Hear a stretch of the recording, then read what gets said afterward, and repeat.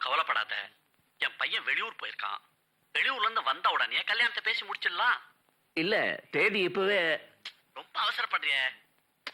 அது இல்ல பரசார்த்தி, உன் மகனை பார்த்திருந்தே என் மனசுல அவன் உருவம் அப்படியே பதிஞ்சு போச்சு. ரொம்ப சந்தோஷம். அது சரி, உன் மகன் எப்ப வருவான்? அடுத்த வாரம் தான் வருவான். அடுத்த வாரமா? சரி, அடுத்த வாரமே எல்லாம் பேசி முடிச்சிருவோம். பேஷா.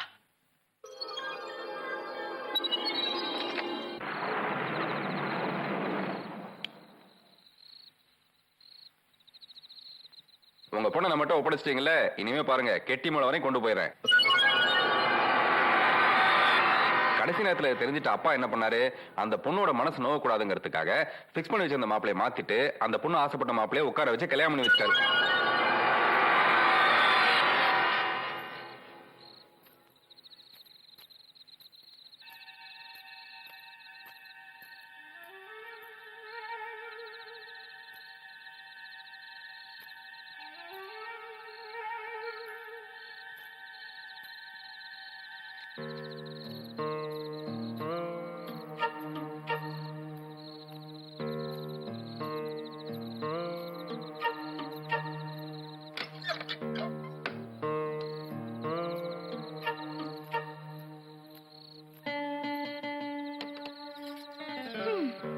கொடுத்து வச்ச ஜென்மம்.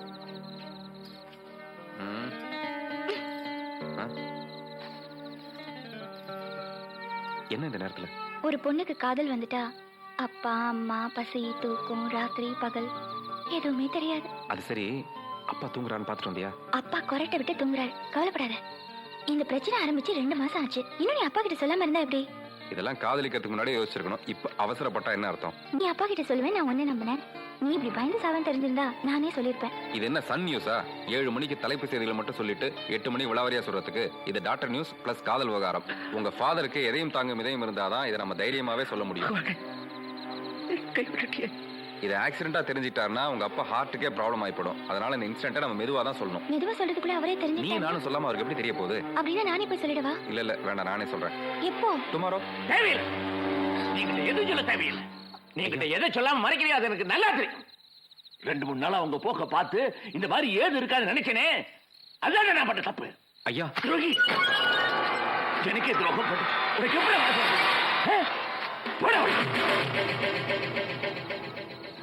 ஏண்டா அவன் மனசுல இருக்கிறத உங்ககிட்ட சொன்னா அடுத்த நிமிஷம் நீ என்ன பண்ணிருக்கணும்? அது தப்புன்னு அவளுக்கு புத்தி சொல்லிருக்கணும், இல்ல எனக்கு வந்து சொல்லிருக்கணும். எல்லாத்தையும் மறைச்சு வச்சு இந்த அளவுக்கு கொடுத்துருக்க. உன்னை எப்படி எல்லாம் வளர்த்தேன், என் பக்கத்துல என்ன மாதிரி இடம் கொடுத்தேன், அதுக்கு இதான் பரிகாரமா? துரோகி, உங்க வீட்டுக்கு 2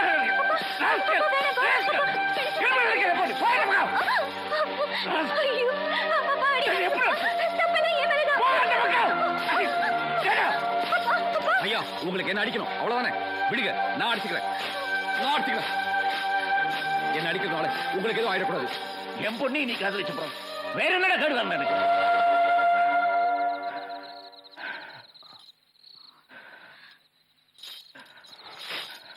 என்ன சொன்னீங்க? வெள்ளச்சாமிக்கு என் மேல காதலா? அவளை சந்தேகப்பட்டீங்களா? எனக்கு காதல் வந்தது உண்மைதான், ஆனா வெள்ளச்சாமியோட இல்ல, காலேஜ்ல என் கூட படிச்ச வசந்தோட. உங்ககிட்ட சொல்ல தைரியம் இல்லாமதான்ப்பா நான் வெள்ளச்சாமி கிட்ட எல்லாத்தையும் சொன்னேன். இங்க என் காதல் விஷயத்த உங்ககிட்ட சொல்லி அந்த அதிர்ச்சியில உங்க உடம்புக்கு ஏதாவது வந்துருமோன்னு பயந்துதான்ப்பா நான் உங்ககிட்ட இருந்து மறைச்சேன். ஆனா நீங்க, நான் கூட உங்களுக்கு துரோகம் செய்ய நினைக்கலாம்ப்பா, ஆனா வெள்ளச்சாமி நினைக்க மாட்டேன். எதையும் 100 தடவை யோசிச்சு தீர விசாரிச்சு தீர்ப்பு சொல்ற நீங்களும் இப்படி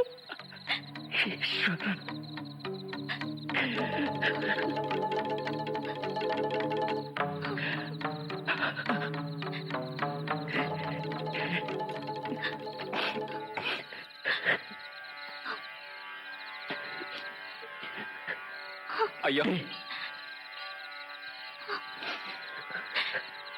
நாயா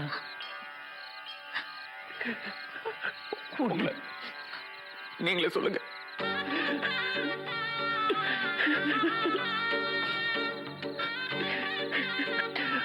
வெள்ளச்சாமி என்ன மன்னிச்சிடுறா. ஐயோ ஐயோ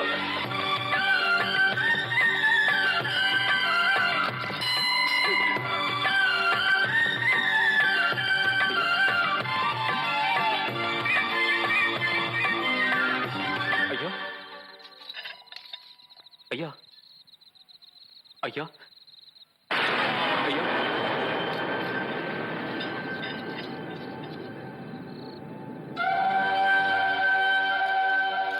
ஆமா நீங்களும் ஒரு மனுஷன் தானே, உங்க தீர்ப்பு ஏன் தப்பாக கூடாது? ஏய், நான் எதையுமே 100 தடவை யோசிச்சு தான் செய்வேன். என் தீர்ப்பு என்னைக்கும் தப்பாது.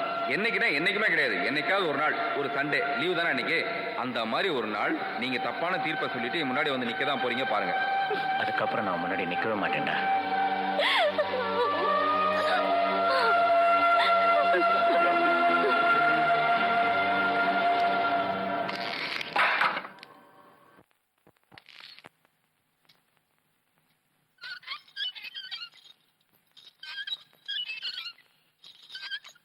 வெள்ளச்சாமி,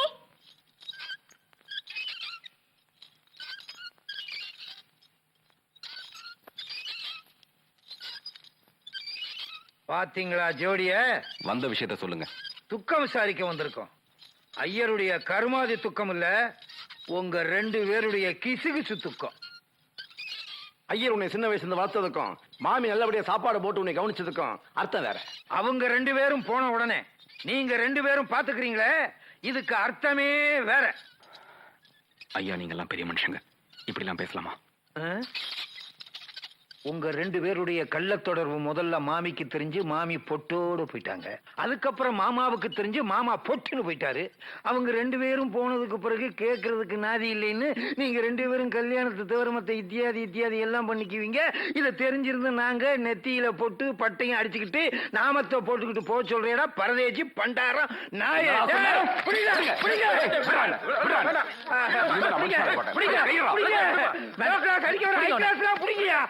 இவ்வளவு கீழ்த்தரமா பேசுற நீ ஐயர் இல்லடா, நீ தாண்டா லோயர். யாரா லோயரு? நான் ட்ரெயின்ல போனா கூட லோயர்ல போக மாட்டேன்டா, அப்பர் லாண்டா போவேன். அறிவு கட்டவனே. அப்பராவது திருவாரூரா. ஏன் ஊஞ்சல மிதிக்கிறான்? ஏன் ஊஞ்சல சும்மா இருங்கண்ணா. வெள்ளச்சாமி, சும்மா உட்காருங்க, உட்காருங்க. இது பாரு வெள்ளச்சாமி, நீ தப்பு பண்ற. உன் மேல தப்பே இல்லைன்னு வச்சுப்போம். காயத்ரியோட அம்மா அப்பா செத்து போயிட்டா. இன்னைக்கு அவளுக்குன்னு யாரும் இல்ல, உனக்குன்னு என்னைக்குமே சொல்லிக்கிறதுக்கு யாரும் இல்ல. அதுவும் இல்லாம காயத்ரி உயர்ந்த ஜாதி, நீயும் தாழ்ந்த ஜாதி. இப்படி எந்த உறவு முறையிலும் சம்பந்தமே இல்லாத நீயும் அவளும் தனியா கல்யாணம் ஆகாம ஒன்னா இந்த வீட்டுல இருந்தேன்னா அது இந்த ஊருக்கு தானே அசிங்கம். இப்ப நீங்க எல்லாம் என்ன சொல்ல வரீங்க? கல்யாணம் ஆகாத ஒரு பிராமண பொண்ணு கீழ்ஜாதி பையனோட ஒன்னா ஒரே வீட்டுல இருக்க கூடாது. அதுக்கு நாங்க என்ன செய்யணும்? காயத்ரி எங்க வீட்டுக்கு அனுப்பு. நான் சுத்தமான பிராமின். அந்த காயத்ரியா என் பொண்டாட்டியும் பொண்ணு நன்னா பாத்துக்குவா. இல்ல காயத்ரி இங்கேயே இருக்கட்டும், நாங்க வந்து பாத்துக்குவோம். நீ வெளியே போ. Get out. யூ. முடியாது, நான் போக முடியாது. என் காயத்ரிக்கு ஒரு வாழ்க்கை அமைற வரைக்கும் நான் அவளை விட்டு எங்கேயும் போக முடியாது. அது வரைக்கும் உங்களையும் உங்க ஊரை பத்தி எங்களுக்கு கவலை இல்லை. அவளுக்கு நல்ல வாழ்க்கை அமைச்சு கொடுக்கணும்னா அவள் இடத்துல நீயே தாலி கட்டி நீயே அவளுக்கு புருஷனாரு. கல்யாணம் ஆகாத 2 பேர் இந்த ஊர்ல தனியா ஒரு வீட்டுல இருக்கான்னா அது எங்களுக்கு தான் அசிங்கம், அவமானம், கேவலம். அதுக்கப்புறம் வெளியூர்ல இருந்து எந்த ஒரு மானசனும் இந்த ஊர்ல பொண்ணு கேட்டு வரமாட்டான். இதுக்கு மேல நாங்க இப்படிதான் இருப்போம். நீங்க அடம் பிடிச்சா உங்க மேல கடுமையான நடவடிக்கை எடுக்க வேண்டி வரும். உங்களுக்கு 30 நாள் டைம் தரேன். அதுக்குள்ள ஒரு நல்ல முடிவுக்கு வாங்க. அப்படி வரல உடனே உங்களை இந்த வீட்டை விட்டு காலி பண்ண வச்சிருவேன். அது மட்டும் இல்ல, இந்த ஊர்ல எந்த கடையிலையும் எந்த பொருளும் உங்களுக்கு கிடைக்காது. குடிக்க ஒரு சொட்டு தண்ணி கூட இந்த ஊர்ல யாரும் தரமாட்டாங்க. மொத்தத்துல உங்க 2 பேரையும் இந்த ஊரை விட்டு ஒதுக்கி வச்சிருவோம். சீக்கிரம் நல்ல முடிவுக்கு வாங்க. போல வாங்க. ஐயா, அசோகவனத்துல இருந்த சீதைய காப்பாத்துறதுக்காக தான் அனுமார் போனாருங்கிறது கம்ப ராமாயணம். ஆனா அவ மேல ஆசைப்பட்டு தான் போனாருங்கிறது உங்க ராமாயணம். இங்க ஒரு யுத்த காண்டத்தை உருவாக்கிறாதீங்க. போயிட்டு வாங்க.